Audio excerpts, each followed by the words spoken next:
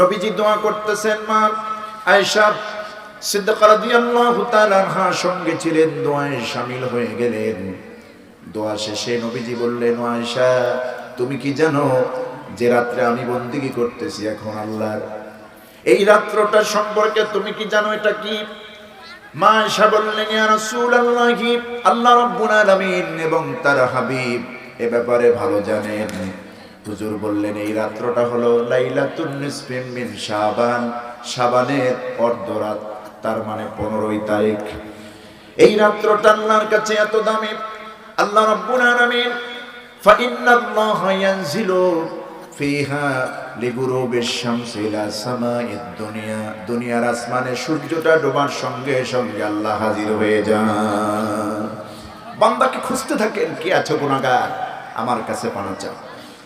আল্লাহ রাব্বুল আলামিন তো কোরআনই বলে দিয়েছেন, বান্দা যত বড় গুনাহই করো না কেন, পাহাড় পরিমাণ গুনাহ যদি করো, আমার রহমত থেকে নিরাশ হইও না, কারণ আমি আল্লাহর কাছে যদি তওবাটা খাঁটি ভাবে করতে পারো, চোখের পানি ছেড়ে দিয়া, আমি আল্লাহ ওয়াদা দিলাম তোমার জীবনের সব গুনাহ আমি আল্লাহ ক্ষমা করে দেব।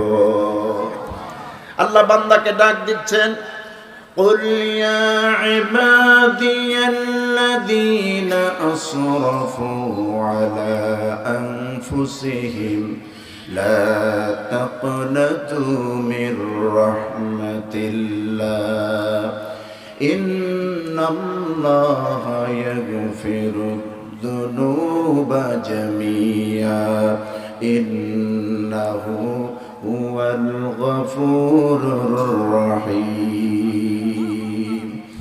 আল্লাহ রাব্বুল আলামিন ডাক দিয়ে বলেন, কুল ইয়া ইবাদিয়াল্লাযীনা, আল্লাহ পাক বলছেন, হে নবী আপনি বলে দেন, হে আল্লাহর বান্দারা, তোমরা যারা নিজেদের উপরে নফসের উপরে জুলুম করেছো, অন্যায় করেছো, নামাজ ছেড়েছো, রোজা ছেড়েছো, মিথ্যা কথা বলেছো, জিনা করেছো, হারাম খেয়েছো, অন্যায় যারা করেছো, নিজেদের উপরে নিজের নফসের উপরে জুলুম করেছো, তোমরা আমার দিকে ফিরে আসো।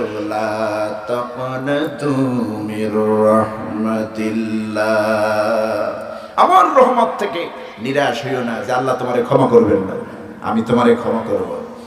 তুমি আমার দিকে ফিরে আসো। জিনা করেছো, আমি আল্লাহ তোমারে মাফ করব। চুরি করেছো, আমি মাফ করব। মানুষ হত্যা করেছো, খাঁটি তওবা করো, আমি আল্লাহ মাফ করব।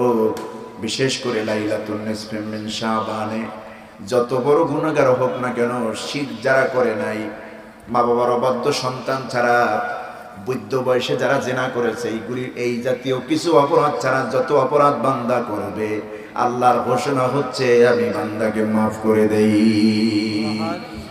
কারণ ইন্নাল্লাহা ইয়াগফিরুয যুনুবা জামিআ, তিনি আল্লাহ তেমন বান্দার যাবতীয় গুনাহ তিনি ক্ষমা করেন। ইন্নাহু হুয়াল গফুরুর রহিম, তিনি হচ্ছেন অত্যন্ত দয়ালু এবং ক্ষমাশীল। জোরে বলেন সুবহানাল্লাহ। আগামীকালকে দিনটা রাত্রার ইজ্জতে আমরা এই হাবিজাবিতে মানুষের নিকৃষ্ট ইহুদি খ্রিস্টানদের বানানো এই দিন আমরা মনেও আনবো না, মাথায় আনবো না। রাজি আছেন ইনশাআল্লাহ? বরং খাঁটি তওবা করব। এক তো জুমার দিন, আর একদিকে লাইলাতুন নিসফি মিন শাবান, কত বড় ফজিলত আগামীকাল আজকে থেকে শুরু হয়ে গেল। এবং এই তামান্না আমরা রাখি যে আল্লাহ আমাদেরকে মাফ করবেন, আমরা আশা রাখি আল্লাহ আমাদেরকে মাফ করবেন, ঠিক কিনা? জুমার রাত আজকে, দোয়া কবুলের রাত, আগামীকাল লাইলাতুন নিসফি মিন শাবান, কত বড় সৌভাগ্যবান। এখন আমরা ওয়াজ করতেছি, ওয়াজ শুনতেছি, এর থেকে দামি মোমেন্ট আর নাই।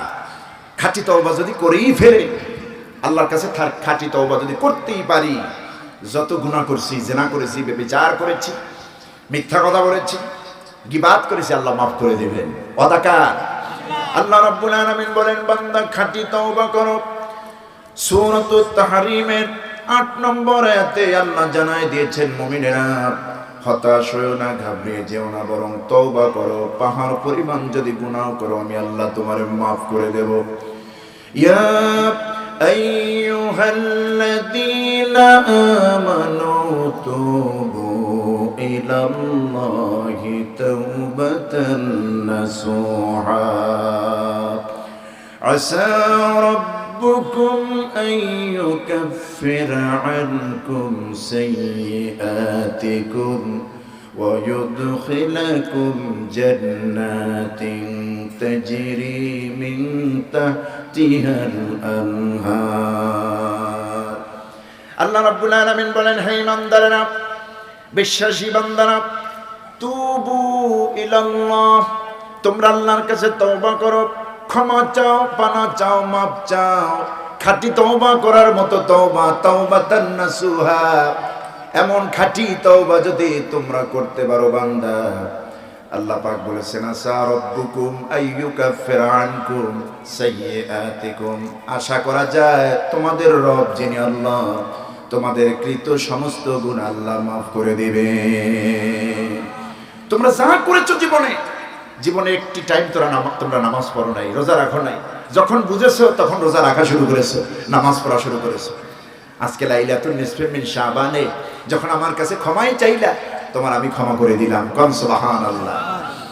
তিনি ক্ষমাই শুধু করবেন না, আসা রাব্বুকুম আইয়ুকাফির আনকুম সাইয়্যাতিকুম ويدخلكم جنات تجري من تحتها الأنهار।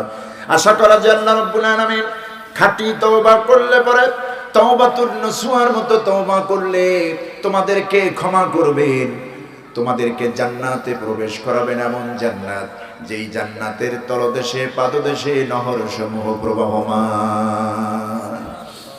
সুবহানাল্লাহ। সে ওয়াদা আল্লাহ আমাদেরকে দিয়েছেন, ঠিক কিনা? আর আমরা যদি নেক আমল করি, আল্লাহ আমাদের জন্য জান্নাত রেখে দিয়েছেন। এটা ওয়াদা কার? জান্নাত পাওয়ার চেয়ে শ্রেষ্ঠ বিজয়, সফলতা মুমিনের জীবনে আর কিছুই নাই। যেমন সূরাতুল বুরুজের মধ্যে আল্লাহ বলছেন, নেককারদের জন্যই আমি জান্নাত রেখেছি। ইন্নাল্লাযীনা আমানু ওয়া আমিলুস সালিহাতি লাহুম জান্নাতুন তাজরি মিন তাহতিহাল আনহার যালিকাল ফাওজুল কাবীর। নিশ্চয়ই যারা ঈমান আনে, ঈমানের পরে আমিলুস সালিহাত, ঈমান আনার পরে যেই বান্দাগুলি আমলে সালেহ করে, আমলে সালেহ মানে নামাজ পড়ে, রমজানের রোজা রাখে, দান সদকা করে, তেলাওয়াত করে, দুরূদ ও সালাম পড়ে, মানুষের উপকার করে, কল্যাণ করে, এক কথায় ভালো ভালো কাজ করে, ইবাদতের কাজ করে, আল্লাহর পছন্দের আমলে সালেহ করে, আল্লাহ বলেছেন, লাহুম জান্নাতুন তাজরি মিন তাহতিহাল আনহার, তাদের জন্য এমন জান্নাত রেখেছি যার পাদদেশে নহর প্রবাহমান, দুধের ঝর্ণা, মধুর ঝর্ণা। কোন সুবহানাল্লাহ। যালিকাল ফাওজুল কাবীর, এর থেকে বড় বিজয়, সফলতা মুমিনের জীবনে আর আসতে পারে না, যদি আল্লাহ তাকে খুশি হয়ে জান্নাত দিয়ে দেন। কোন সুবহানাল্লাহ। সুতরাং আমরা আগামীকাল রাত্রকে কাজে লাগাবো। আজকে যেমন কাজে লাগাচ্ছি, বসে বসে শুনছেন বয়ান, কোরআনের বয়ান, আগামীকাল জুমার বয়ান, রাতের বয়ান, রাতের ইবাদত, নফল ইবাদত।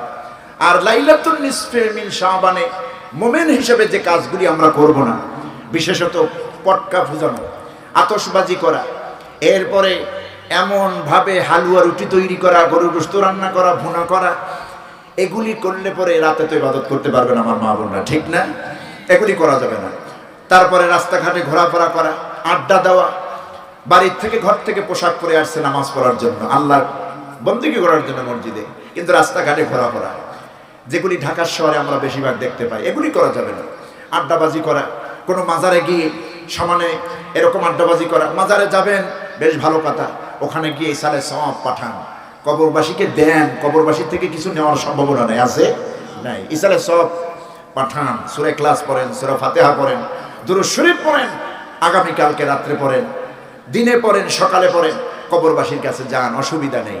কিন্তু আড্ডাবাজি চলবে না, আর ফটকা বোঝানো যাবে না, আতশবাজি করা যাবে না, হালুয়া রুটির নাম করে পুরো লাইলাতুন নিসফে মিন শাবান রাত্রটা একেবারে হালুয়া রুটির পিছনে কাটাই দেয় আমার মা বোনরা, এগুলি করা যাবে না। এই লাইলাতুল বারাত নিয়ে, নিসফে মিন শাবান নিয়ে না আছে বাড়াবাড়ি, না আছে সারাসারি। অনেকে বলে এটা বলতে কিচ্ছু নাই, শবে বরাত বলতে কিছু নাই, লাইলাতুন নিসফে মিন শাবান বলতে কিচ্ছু নাই। এটা হয়ে যায় বাড়াবাড়ি। আবার এটাকে শক্তভাবে যারা গ্রহণ করতে চায়, এই হালুয়া রুটি থেকে শুরু করে, এটা হয় আবার একেবারে বাড়াবাড়ি, ঠিক কিনা? তো বাড়াবাড়িতেও নাই, সারাসারিতেও না। হাদিসে যতটুকু আমলের কথা বলা হয়েছে আমরা অতটুকু গ্রহণ করব আগামীকাল থেকে ইনশাআল্লাহ, বলি আমিন। আগামীকালকে রাত্রে বন্দেগী, পরের দিন আমরা রোজা রাখবো। অসুমু নাহারাহা, রাত্রটার পরে যে দিনটা আসবে ওইটা রোজার মাধ্যমে পালন করতে